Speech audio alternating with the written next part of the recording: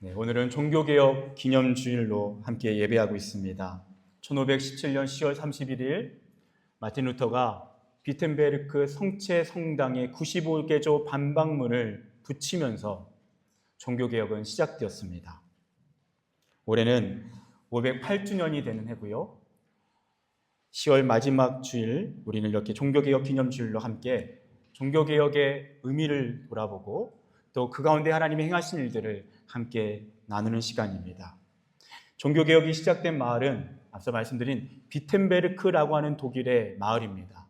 이곳에 가면 비텐베르크 시교회라는 곳이 있는데요.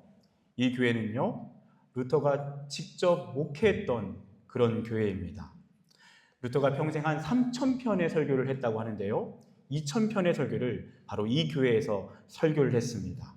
그리고 지금도 이 교회를 가면요, 그 예배당 정면에 제단화가 있습니다. 이 제단화는 루카스 크라나흐라고 하는 그 당시 유명한 화가이며 루터의 친구였고 동력자였던 그 화가가 그린 제단화가 정면에 있죠. 그리고 그 제단화 중에 한 그림이요, 오늘 주보에 수록된 그림입니다. 한번 화면에 한번 띄워주시겠습니까? 오늘 이 그림은 루카스 크라나흐가 그린 설교하는 루터의 모습을 담고 있습니다. 그리고 이 그림에는요, 종교개혁의 정신이 그대로 잘 담겨져 있다라고 말씀드릴 수 있습니다. 여러분, 우리는 프랑스를 살아가는데요. 프랑스에는 3대 국가 개념이 있죠. 이 국가 이념이 있죠. 국가 이념이 무엇이죠? 처음이 자유고 평등이고 박애입니다. 여러분, 그런 것처럼 종교개혁에도 3대 강령이 있습니다. 혹시 아십니까? 오직 성경, 오직 은혜, 오직 믿음입니다. 이 세 가지 슬로건이 종교개혁을 추동했던 강력한 힘이 되는 것입니다. 여러분, 그 당시 루터가 살았던 시대, 종교개혁이 일어났던 그 시대는 특별히요, 패스트 흑사병으로 인해서 유럽의 인구의 3분의 1이 사망했던 시절입니다. 그러니까 패스트로 인해서 계속해서 사람들은요, 주변에서 죽어가는 장면들을 목격할 수밖에 없던 그런 시절이었습니다. 그런데 그 시대에 사람들은 자연스럽게 죽음에 대한 공포를 가지기 시작합니다. 사람은 실존적으로 죽음에 대한 두려움이 있지만 그 시대는 더 큰 두려움에 휩싸이기 시작합니다. 그래서 어떻게 하면 사람이 죽어서도 영원한 나라 천국에 들어갈 수 있느냐, 어떻게 구원받을 수 있느냐, 그것에 대해서 그 어느 때보다 간절하고 그리고 그 구원에 대해서 사람들이 열망했던 시기가 그 시기이기도 합니다. 그런데 안타깝게도 그 당시 가톨릭 교회는요, 이 로마 교황을 중심으로 해서 많은 부패가 진행되고 있었습니다. 사람들에게 바른 하나님의 말씀을 전하지 못했습니다. 그래서요, 어떻게 구원을 받을 수 있는가? 그것을 위해서는 교회에서 가르쳐주는 종교적인 가르침을 수행할 때 구원받을 수 있다는 것입니다. 그것을 위해서 7개의 성례를 행해야 했고요. 그리고 거기서 가르친 여러 고행과 선행을 해야만 구원받을 수 있다. 그리고 더 나아가서 나중에는요, 면죄부를 판매하기 시작합니다. 면죄부가 무엇입니까? 면죄부를 돈을 주고 사면 이것을 통해서 자신이 구원받을 뿐만 아니라 먼저 세상을 떠난 부모님의 그 죄까지도 연옥에 계신다면 그 면죄부를 통해서 천국으로 직행하실 수 있도록 도울 수 있다는 것입니다. 여러분 들어보셨죠? 그 당시 요한 테첼이라고 하는 유명한 수도사가 유명한 설교가로 활동했는데요. 그분이 뭐라고 얘기했냐면요, 헝금함 속에 동전이 쨍그랑하는 순간 연옥에서 고통받던 영혼은 천국으로 갑니다. 여러분, 이런 정말 지금 제가 만약 이런 설교를 한다면 여러분 어떻게 하시겠습니까? 네, 상식이 있는 사람이라면 받아들일 수 없는 그런 내용들을 설교하기 시작합니다. 그 어느 때보다 두려움에 사로잡혔던 사람들, 죽음의 공포에 떨던 사람들은 그러한 가르침에 반응하는 것입니다. 열심히 면죄부를 사는 것입니다. 그렇게 해서 면죄부를 팔아서 건축한 성당이 우리가 바티칸에 가면 볼 수 있는 성 베드로 성당이기도 합니다. 그 당시 그 어떤 누구보다도 성경을 연구하고 성경을 가르쳤던 교수로 활동했던 수도사 마르틴 루터는요, 성경을 연구하면 연구할수록 이 가톨릭에서 가르치는 특별히 구원에 대한 가르침이 너무나도 말도 안 된다는 것을 깨닫게 됩니다. 그리고 특별히 면죄부가 판매되는 그 시점에 이제는 개혁이 아니고서는 답이 없다라는 그런 마음을 품게 되는 것이죠. 그래서 그가 먼저 주장했던 것은 무엇입니까? 교황의 가르침이 아니라는 것입니다. 그 당시 잘못된 교리가 아니라는 것입니다. 성경으로 돌아가야 한다는 것입니다. 교황 중심의 교회가 아니라 성경의 진리가 중심이 되어서 교회는 그 진리의 말씀 위에 세워져야 한다는 것입니다. 여러분, 오늘 이 그림을 보면요, 루터가 설교를 하고 있습니다. 그리고 그 왼쪽 손은요, 성경 위에 얹혀져 있습니다. 나는 이 말씀 앞에서 바른 말씀을 전하겠다는 것입니다. 이 말씀의 진리가 아니면 타협하지 않고 그 어떤 거짓에 대해서 신앙 양심으로 거부하면서 진리만을 전하겠다는 것입니다. 그래서 종교개혁은요, 오직 성경으로 돌아가는 것입니다. 그리고 루터가 이 성경을 통해서 발견한 구원의 본질은 무엇입니까? 바로 오직 은혜이고 오직 믿음입니다. 여러분, 오늘날 교회 안에서 가장 많이 사용되어지는 단어가 은혜가 아닐까 싶습니다. 그렇죠? 예배를 끝나고 어떻게 합니까? 나 오늘 우리 찬양대 찬양을 통해서 참 많이 은혜 받았습니다. 오늘 찬양팀이 찬양하는데 얼마나 그 고백이 저의 이번 한 주간의 삶을 치유하는 은혜가 있었는지 모릅니다. 이 교회는 참 은혜가 넘치네요. 우리 권사님 얼굴만 봐도 뭔가 제 마음에 은혜가 됩니다. 이런 얘기를 우리가 교회 안에서 하지 않습니까? 여러분, 그렇다면 은혜는 어떤 뜻입니까? 여러분, 은혜는 어떤 뜻이죠? 여러분, 많은 분들이 은혜가 어떤 뜻이냐라고 말씀을 이렇게 여쭤보면요, 잘 대답하지 못합니다. 당연합니다. 왜냐하면요, 그만큼 은혜는 사실 어떤 면에서는 추상적인 그런 모든 상황에서 사용되어지는 그런 단어이기 때문입니다. 근데 여러분, 은혜가 특별히 성경에서 말하는 은혜가 무엇인지를 추적해보면요, 이렇게 말씀드렸습니다. 은혜는 하나님께서 값없이 주시는 선물과 같은 것입니다. 하나님이 주시는 모든 좋은 것입니다. 그것이 바로 은혜입니다. 그 은혜의 특징은 우리가 뭔가를 해서 뭔가를 잘하고 노력하고 뭔가 어마어마한 행위를 했기 때문에 우리에게 주시는 것이 아닙니다. 그냥 값없이 주시는 것입니다. 여러분, 우리가 집에서 밥을 먹지 않습니까? 여러분, 부모님이 밥을 주실 때 우리가 값을 지불하고 밥을 먹었습니까? 아닙니다. 부모님의 은혜로 밥을 먹었습니다. 그 은혜로 살았고 그 은혜로 컸습니다. 은혜는 바로 그런 것입니다.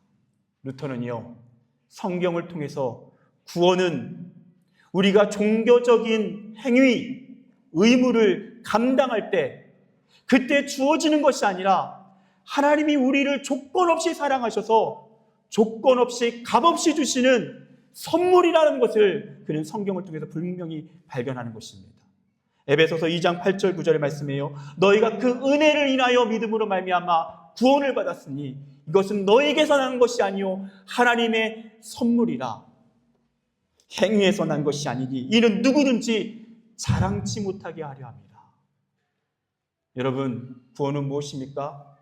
은혜입니다. 선물입니다. 하나님께서 값없이 주신 것입니다. 그리고 그 받은 사람은 누구도 자랑할 수 없습니다. 왜입니까? 내가 한 것이 없기 때문입니다. 내가 교회를 열심히 다녀서가 아닙니다. 내가 봉사를 많이 했기 때문에, 헌금을 많이 했기 때문에, 내가 대단한 성과를 이뤄냈기 때문이 아닙니다. 우리는 아무런 자격 없는데 그분이 은혜로 그 선물을 주신 것입니다. 여러분, 이것은요, 기독교에만 등장하는 아주 독특한 구원론입니다. 여러분, 많은 사람들이 종교에 대해서 설명할 때요, 이런 얘기를 합니다. 모든 종교가 산 정상 구원을 향해 나아가는 것이다. 그래서 구원으로 향하는 길이 다를 뿐 결국에는 산 정상에서 같은 구원을 경험하고 같은 신을 만나는 것이다. 그래서 결국에는 모든 종교가 비슷한 것이다. 하나의 구원을 추구한다. 그런 이야기를 합니다. 여러분, 종교는요, 기본적으로 인간이 신을 향해 나아가는 노력입니다. 몸부림입니다. 그리고 그 신을 만날 때 구원을 경험할 수 있다는 것입니다. 그런데요, 기독교는 정반대입니다. 기독교는 뭐라고 얘기합니까? 산 정상에는 오를 수 있지만 하나님은 산에 계시지 않는다라는 것입니다. 하나님은 어디에 계십니까? 하나님은 하늘에 계십니다. 비행기를 타고 가는 스카이가 아니라 헤븐, 전혀 다른 거룩한 영원한 나라의 하나님이 계십니다. 누구도 거기에 이를 수 없습니다. 아무리 몸부림치고 노력해도 누구도 도달할 수 없습니다. 모든 사람이 죄를 범하였음에 하나님의 영광에 이르지 못하더니 말씀에서 선언하는 그대로 누구도 하나님의 영광에 이를 수 없습니다. 그래서 누구도 구원에 도달할 수 없습니다. 그래서 하나님은 어떻게 하십니까? 그 하늘에서 직접 우리에게 오신 것입니다. 그분 자신이 우리를 향한 선물이 되셔서 그분이 우리에게 오신 것입니다. 그분이 예수님이시고요. 그 구원의 가장 실제적인 사건이 예수 그리스도의 십자가인 것입니다. 여러분, 모든 종교는 인간이 신을 향해 나아가는 몸부림이라면 기독교는요, 신이 인간에게 찾아온 은혜입니다. 정반대입니다. 전혀 다른 구원을 이야기하는 것입니다.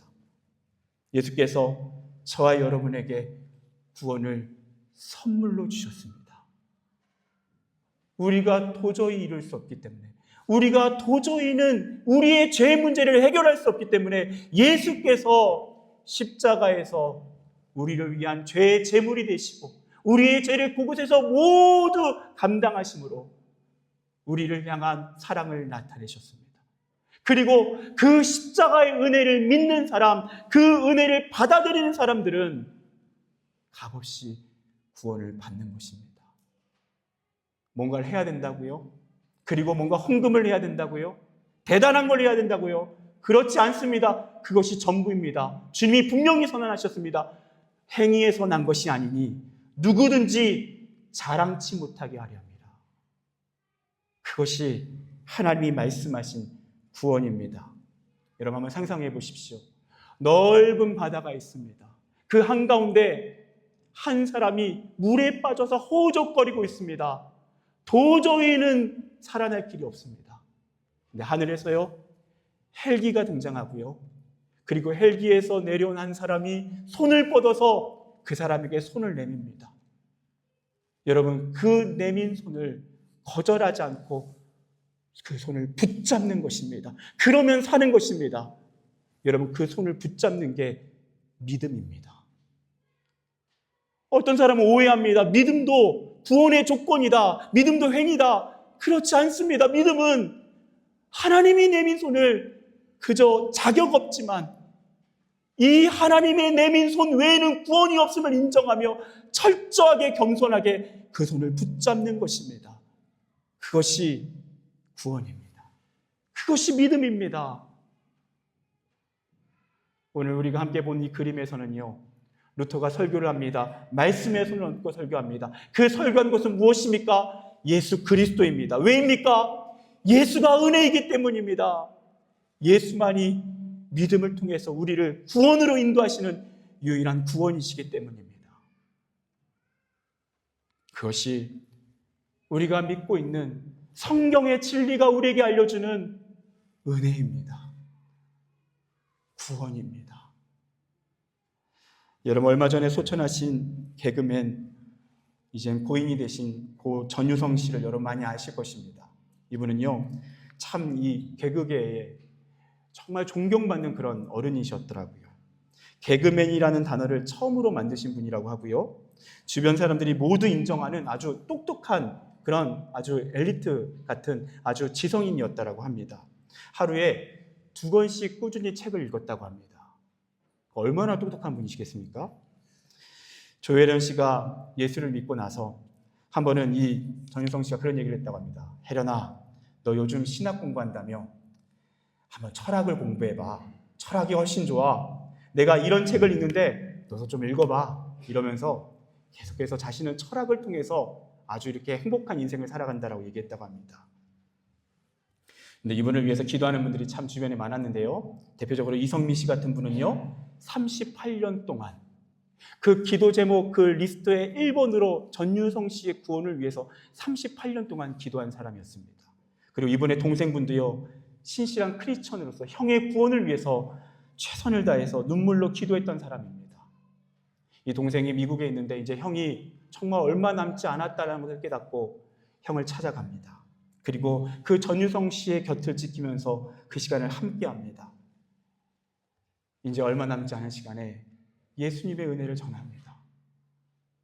성경이 말하는 그 진리, 유일하게 하나님이 우리에게 손 내미신 그 구원의 은혜를 전하는 것입니다.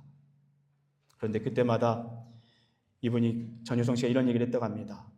내가 지금까지도 안 믿고 버텨왔는데, 내가 몸이 아프다고, 내가 약해졌다고 믿으면 내가 부끄럽잖아.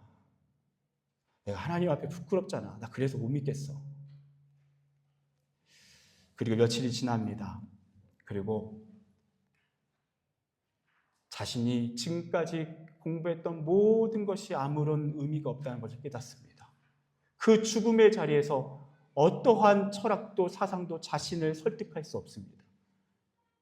유일한 구원의 길, 명백한 영생의 길이 예수 안에 있음을 깨닫습니다. 그리고 그 예수님을 영접합니다. 조혜련 씨가요, 그 소식을 듣고 바로 다음날 쫓아갑니다. 그래서 그분에게 이런저런 얘기를 하는데 그분이 그런 얘기를 했다고 합니다. 한 달 전인가 박미선이 나에게 와서 나에게 성경책을 줬는데 내가 이 성경책을 읽는데 이제는 호흡이 가빠서 눈이 보이지 않아서 성경을 마음대로 읽을 수 없다고 너무너무 속상하다고 합니다. 그리고 그 다음날 또 다른 지인이 왔는데 이런 얘기를 했다고 합니다. 우리 딸 잘 부탁해. 내가 하나님을 너무 늦게 만났어. 내가 이제서야 이분을 알게 되었고 내가 이제서야 이 믿음을 가지게 되었어. 너무 안타까워. 시간이 없어. 왜 이제서야 알게 되었을까? 그러면서 그 지인을 위해서 이분이 기도해 주셨다고 합니다. 그리고 그분이요, 마지막까지 그 병상에서 가죽으로 된 십자가, 그것을 꼭 붙잡고 이 십자가 외에는, 예수께서 나에게 주신 이 값없이 주신 은혜 외에는, 이것을 믿는 것 외에는 어떠한도 나에게 구원이 되지 못한 것을 깨닫고 그렇게 끝까지 십자가를 붙잡으셨다고 합니다. 사랑하는 여러분, 구원은 은혜입니다. 혹시 이 자리에 부끄러워서 아직도 내 이 의심과 이 회의가 내 안에 여전히 망설여져서 여러분 그 하나님의 은혜의 선물을 거부하고 계신 분들이 있습니까? 여러분 시간이 넉넉하지 않습니다. 여러분 후회합니다. 여러분 마음의 문을 여셔서 그 예수 앞에 서십시오. 예수께서 여러분에게 손 내미십니다. 내가 너를 사랑한다고 말씀하십니다. 내가 너를 위해 값없이 구원의 길을 예비했다고 말씀하십니다. 그 조건 없는 사랑, 그 값없이 주시는 구원의 선물, 그 선물을 부끄럽지만 믿음으로 받아들이는 저와 여러분 되시기를 축복합니다. 그 은혜를 누리는 저와 여러분 되기를 축복합니다. 여러분 이렇게 구원의 선물을 믿음으로 받은 사람은요, 그 이후부터 하나님의 은혜가 더 구체적으로 펼쳐지기 시작합니다. 로마서 8장 32절, 자기 아들을 아끼지 아니하시고 우리 모든 사람을 위하여 내주시니가 어찌 그 아들과 함께 모든 것을 우리에게 주시지 아니하겠느냐. 여러분 믿으십니까?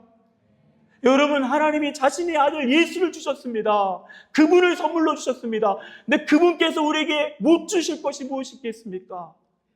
우리에게 필요하다면요, 그것이 우리의 욕심이 아니라 그것이 우리에게 필요하다면 그분이 왜 안 주시겠습니까? 하나님의 은혜의 선물을 받은 사람은요, 그 구원 안에 살아간 사람은 하나님이 나의 삶을 은혜로 이끄신다는 것을 깨달을 수밖에 없습니다.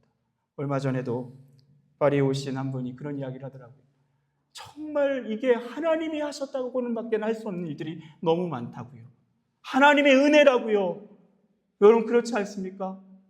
우리가 어떻게 여기서 이렇게 살아갑니까? 이 타지에서, 이 낯선 땅에서 여러분 어떻게 살아오셨습니까? 아시지 않습니까? 필요한 순간마다, 무너진 순간마다 은혜로 채우신 하나님, 그때마다 선물로 값없이 주신 하나님의 은혜가 오늘 저와 여러분 이 자리에 있게 한 줄 믿습니다. 그것이 하나님의 은혜입니다. 또한 하나님의 은혜는요, 우리에게 구체적으로 어떻게 나타납니까? 오늘 10절 말씀인데요. 오늘 10절 말씀 함께 읽어봤으면 좋겠습니다. 바울이요, 자신의 삶에 하나님이 얼마나 놀라운 은혜를 주셨는지를 고백합니다. 함께 10절 말씀 읽겠습니다. 시작. 그러나 내가 나 된 것은 하나님의 은혜로 된 것이니 내게 주신 그의 은혜가 헛되지 아니하여 내가 모든 사도보다 더 많이 수고하였으나 내가 한 것이 아니요 오직 나와 함께 하신 하나님의 은혜로라. 아멘. 여러분, 바울은요, 자신의 삶을 돌아볼 때 은혜로고밖에는 설명이 안 됩니다. 여러분, 바울이 어떤 사람이었습니까? 하나님의 교회를 박해하고요, 예수 믿는 사람 죽이던 사람이었습니다. 여러분, 그럼 어떻게 해야 됩니까? 하나님이 공의로우신 분이시죠? 그러면 그런 사람 어떻게 해야 됩니까? 징벌하셔야죠. 심판하셔야죠. 매를 드셔야죠. 하나님 어떻게 하십니까? 그에게 찾아오셔서 손 내미십니다. 나는 너가 박해하는 예수다라고 말씀하시며 그에게 찾아오십니다. 바울이 그 손을 붙잡았을 때 예수를 박해하던 사람이 예수의 은혜로 구원을 받았습니다. 여러분, 그것만 해도 말이 안 되는 은혜입니다. 감당할 수 없는 은혜입니다. 그런데 그 예수님이 뭐라고 말씀하십니까? 너 이제 나랑 함께 일하자. 너는 나의 종이다. 너는 내가 사도로 세웠다. 나와 함께 하자. 주님이 그에게 그렇게 손 내미시는 것입니다. 바울이 뭐라고 말합니까? 내가 나 된 것은 하나님의 은혜라는 것입니다. 그거 말고는 설명이 안 된다는 것입니다. 여러분, 그리고 뭐라고 얘기합니까? 그 은혜가 헛되지 않습니다. 그래서 내가 모든 사도보다 더 많이 수고하는 그런 사도가 되었습니다. 그렇게 변화되었습니다. 그런데 교만하지 않습니다. 왜냐? 아무리 돌아봐도 그냥 다 하나님의 은혜이기 때문입니다. 하나님의 은혜로밖에는 설명이 되지 않기 때문입니다. 사랑하는 여러분, 기억하십시오. 우리를 구원하신 것도 하나님의 은혜이지만 우리를 변화시키는 것도 하나님의 은혜입니다. 여러분, 이것을 기억하십시오. 구원은 하나님의 은혜로 받고 변화는 나의 스스로의 노력으로 변화된다. 그것이 필요할 수 있지만 그렇지 않습니다. 우리를 변화시키는 궁극적인 힘, 은혜입니다. 여러분, 유명한 영성 작가 중에 브레넌 매닝이라고 하는 분이 있습니다. 여러분, 이분은요, 가톨릭 사제로서 강연과 글로 굉장히 유명한 그런 분이십니다. 근데 나중에 개인사가 있어서 사제의 길을 포기하고 일반인으로 돌아옵니다. 그리고 돌아가서도 많은 사람들에게 강연과 글로서 유명한 그러한 영향력을 끼치며 살아갔던 사람입니다. 그런데요, 이분이 심각한 알코올 중독자였습니다. 왜냐하면 그 아버지가 그러셨는데 고스란히 그토록 자신이 혐오했던 아버지의 모습을 그대로 본받아서 알코올 중독자의 삶을 살아갑니다. 여러분, 한 번은요, 강연이 약속되어졌는 다음 날, 그 전날이었는데 그 전날 술을 마십니다. 그날도 마시고 싶지 않았는데 그 중독 증세로 또 술을 퍼마십니다. 그리고 눈을 뜹니다. 9시에 강연이 시작인데 10시 반에 눈을 뜬 겁니다. 수많은 사람이 강연장에서 기다렸는데 그 약속을 그렇게 어겨버립니다. 자책하고 낙심하고 스스로를 증오하고 그래서 열심히 기도하기 시작합니다. 재활치료원에 가서 열심히 치료를 받습니다. 나름대로 그것을 통해서 괜찮아졌습니다. 근데 어느 날 갑자기 어머니께서 소천하셨다는 소식을 듣습니다. 그래서 하던 모든 일을 마치고 고향으로 돌아갑니다. 고향으로 돌아가서 전날 밤 마음이 텁텁하고 해서 또다시 술을 마십니다. 눈을 뜹니다. 햇볕이 얼굴을 비치는 시간에 눈을 떴더니 12시 반인 겁니다. 이미 어머니의 장례식이 다 마쳐 있습니다. 그가 그 죄책감과 좌절감으로 막 어찌할 줄을 모릅니다. 그때 그가 했던 기도는 이런 기도입니다. 주님께 드린 기도는 어디로 간 것입니까? 어찌하여 악이 나를 이토록 사로잡는단 말입니까? 여러분, 정도만 다를 뿐이지 여러분, 이 모습이 저와 여러분의 모습 아닙니까? 정도만 다를 뿐입니다. 조금 덜 할 수 있고요, 조금 더 할 수도 있습니다. 이것이 저와 여러분의 실존입니다. 변화되지 않는 것입니다. 여러분, 그때 브레넌 매닝이 무슨 얘기를 합니까? 두 가지를 말합니다. 우리에게 두 가지 길이 있다는 것입니다. 첫 번째 길은 죄책감, 두려움, 우울감에 굴복하는 것입니다. 많은 사람들이 자연스럽게 흘러가면서 선택하게 되는 길입니다. 두 번째 길이 있습니다. 그 길은 무엇인지 아십니까? 하늘 아버지 품 안에 뛰어드는 길입니다. 도저히는 방법이 없으니까 그냥 하나님 아버지 품 안에 뛰어드는 것입니다. 하나님 모르겠습니다. 당자가 도저히 방법이 없을 때 그가 선택한 길은 그냥 아버지께 뛰어들어가는 것입니다. 그것밖에 없기 때문입니다. 그때 우리가 할 수 있는 건 두 가지라는 것입니다. 첫 번째, 그분 앞에 인정하는 것입니다. 나의 죄, 나의 허물, 나의 연약감, 나의 실패, 나의 한계, 그냥 정직하게 고백하는 것입니다. 그리고 두 번째가 뭔지 중요한 것 무엇인지 아십니까? 그 하나님 아버지와 시간을 허비하는 것입니다. 그냥 시간을 대충 정리하고 그 자리를 떠나는 것이 아니라 하나님 아버지 품 안에서 시간을 허비하는 것입니다. 하나님의 은혜를 묵상합니다. 그 사랑의 말씀을 묵상합니다. 나를 포기하시지 않는 하나님, 나를 끝까지 붙드신 하나님, 그 하나님의 품 안에서, 그 찬양 속에서, 기도 가운데서, 말씀 가운데서 시간을 허비하는 것입니다. 내 안에 하나님의 은혜가 밀려 들어올 때까지, 그 은혜가 다시 나를 잠글 때까지 하나님의 은혜를 구하며 허비하는 것입니다. 그러면요, 그 하나님과 허비하는 시간 속에서 하나님의 은혜가 다시 내 안에 흐릅니다. 이런 나를 버리지 않으시고 이런 나를 포기하지 아니하시는 하나님, 이런 나를 사랑한다고 말씀하신 하나님, 그 하나님 사랑 앞에서 또다시 무릎 꿇는 것입니다. 여러분, 로마서 5장 20절은 뭐라고 얘기합니까? 죄가 더한 곳에 은혜가 더욱 넘쳤나니. 여러분, 은혜는 역설입니다. 여러분, 어디에 은혜가 있습니까? 죄가 하나도 없는 곳에는 은혜가 없습니다. 어디에 은혜가 있습니까? 죄가 있는 곳에 있습니다. 우리가 실패한 자리, 우리가 무너진 자리, 우리가 하나님을 떠나버린 자리, 하나님 앞에 삿대질을 하며 하나님을 경멸했던 그 무너진 자리, 여러분, 역설치고기도 죄가 클수록 하나님의 은혜는 더 큽니다. 은혜가 그 모든 것을 덮습니다. 여러분, 우리가 왜 변화되지 않냐고요? 우리가 노력하지 않았기 때문입니까? 우리의 의지력이 부족하기 때문입니까? 여러분, 도대체 얼마나 그렇게 의지력이 대단한 사람이 어디 있습니까? 우리가 변화되지 않는 이유는 더 큰 은혜를 아직 누리지 못하고 있기 때문입니다. 여러분, 더 누리셔야 합니다. 그 사랑의 바다에, 그 은혜의 바다에 완전히 잠기셔야 합니다. 더 누리셔야 합니다. 더 그 사랑을 만끽해야 합니다. 그러면요, 그 사랑이 우리를 변화시킵니다. 그 하나님과 함께 할 때 때로는 하나님이 매를 드시죠.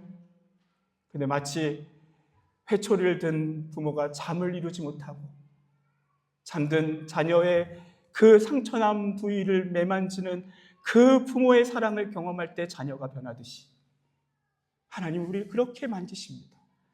그렇게 은혜로 우리를 어루만지시고 어루만지시는 것입니다.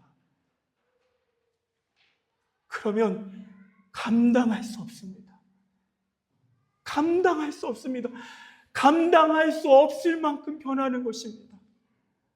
상식적인 은혜, 거래 안에서 주어지는 그런 관계가 아니라 조건 없는 사랑, 변함없는 은혜, 넘치는 은혜, 그래서 감당할 수 없는 은혜가 부어질 때 우리가 변하는 것입니다. 그래서 브레넌 매니언은 이런 얘기를 합니다. 나에 대한 정의를 하나님께 사랑받는 자로 바꾸라. 그것이 진정한 내 모습이다. 다른 모든 정체는 허구다. 또한 이런 얘기를 합니다. 은혜를 경험한 사람만이 하나님을 향해서 가차없는 신뢰를 보낼 수 있다.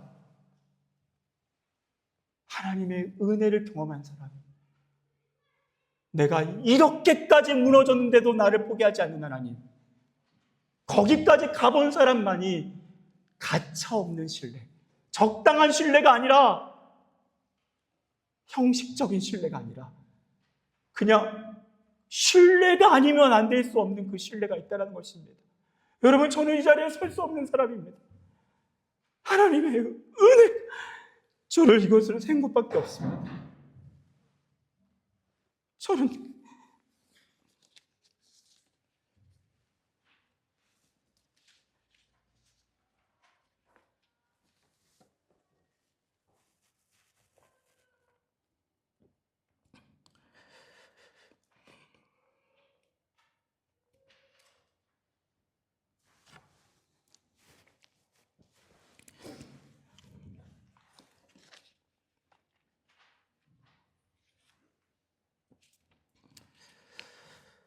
죄송합니다.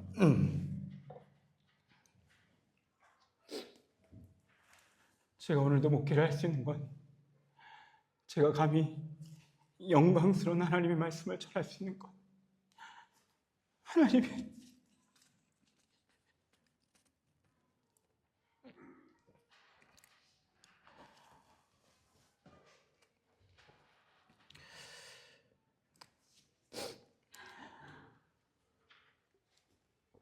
죄송합니다.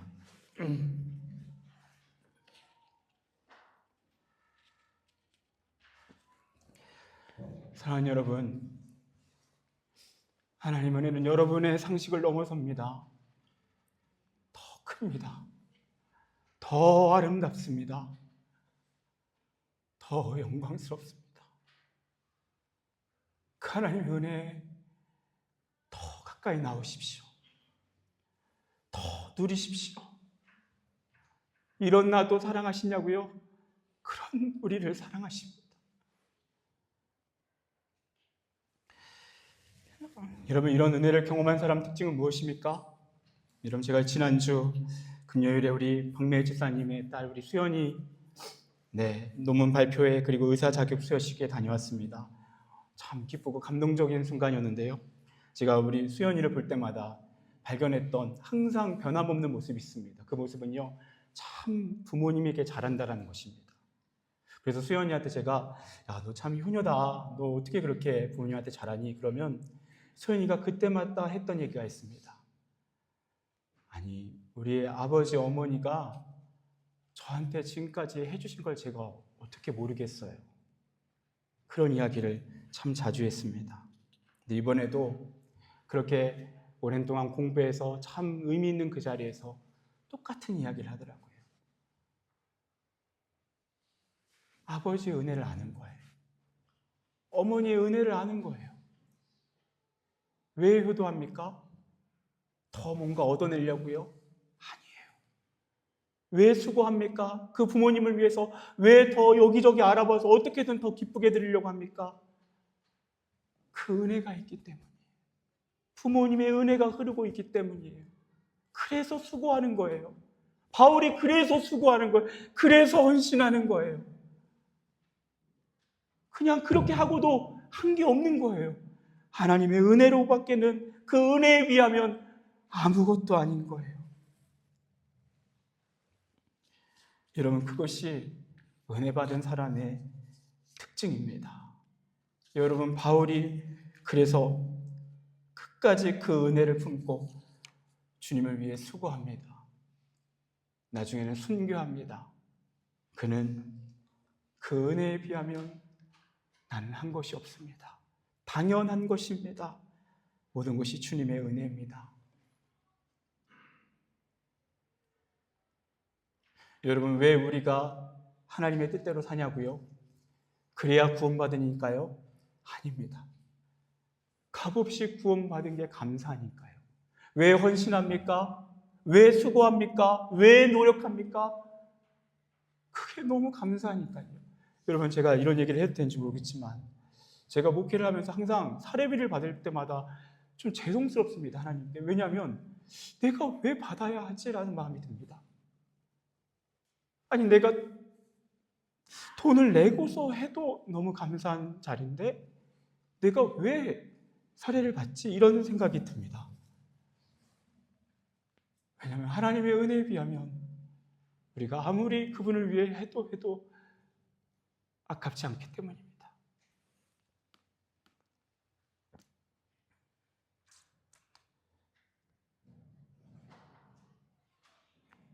그래서 그분의 기쁨으로 살고 싶은 겁니다. 그분께 복받기 위해서 헌신하는 게 아닙니다. 이미 받은 은혜가 족하기에, 그 은혜를 감당할 수 없기에 그분을 위해 살고 싶은 것입니다. 잘 안 돼도 괜찮습니다. 그래도 할 말 없습니다. 복을 주시지 않아도 괜찮습니다. 이미 주신 은혜가 족하기 때문입니다. 여러분, 최근에 김나영 씨와 마이큐라고 하는 연예인이 결혼을 했습니다. 혹시 아십니까? 이 결혼식이 많은 사람들에게 감동과 울림을 주었습니다. 이 두 분이, 그리고 이 가족이 크리스천이었기 때문에 또 예배식으로 또 결혼식을 진행했습니다. 마이큐 씨는요, 이번에 조금 더 설명을 드린다면 초혼이고요. 우리 김나영 씨는 재혼입니다. 2명의 아들이 있고요. 첫 번째 남편이 사기죄를 범해서 어쩔 수 없이 이혼을 하게 되고 두 아이를 홀로 키웠던 싱글맘이기도 했습니다. 참 열심히 아름답게 아이들을 양육했고요. 그러던 중에 사랑하는 사람 이렇게 만나서 재혼을 하게 됐습니다. 이 결혼식이 이렇게 영상에 담겼는데 참 감동적인 포인트가 많았습니다. 그 중에 하나가 우리 마이큐라고 하는 가수분의 아버지가 축사하는 그런 내용이었습니다. 한번 읽어드리고 싶습니다. 아들이 결혼 날짜를 확정했다고 했을 때 겉으론 제 속에 움직이는 속마음을 안 드러내려고 노력을 많이 했습니다. 근데 뛰는 기쁨을 감출 수가 없었습니다. 나영이가 처음 저희 집에 인사하러 온 날이 있었습니다. 지금도 그날의 모습이 생생한데 눈과 그 마음을 어디다 둘지 몰라서 주변을 맴도는 그 모습이 조금은 안쓰러웠습니다. 그래서 제가 그랬습니다. 괜찮다. 그날 나영이의 눈에는 벌써 눈물이 많이 고였습니다. 그런데 그 고인 눈물이 저에게 모든 것을 얘기해 줬습니다. 사랑스러웠습니다. 많이 사랑해 주시고 축복해 주세요. 저는 이 아버지의 마음속에서 하나님 아버지의 마음을 읽었습니다. 혹시 이 자리에 부끄러운 마음 때문에, 죄책감 때문에 하나님 아버지 집에 왔지만 눈과 마음을 어디다 둘지 몰라서 주변을 맴도는 그런 모습으로 앉아있는 분이 계십니까? 하나님이 그런 분에게 말씀하십니다. 괜찮다. 괜찮다. 너는 실패해도 내게 사랑스럽다. 내가 많이 너를 사랑한다.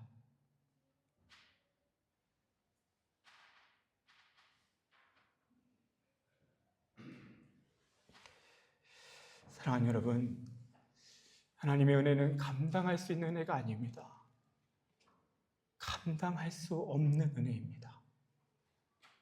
그 하나님께 나아가 그 주님과 시간을 허비하십시오. 허비하는 것입니다.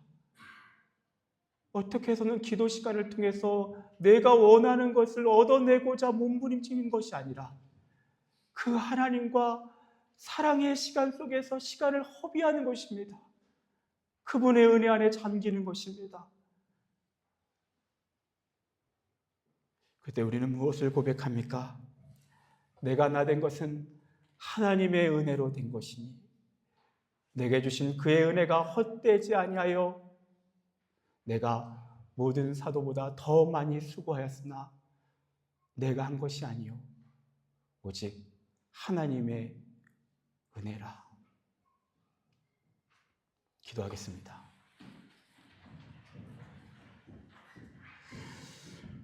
오늘 함께 나눌 말씀 붙잡고 우리 주님 앞에서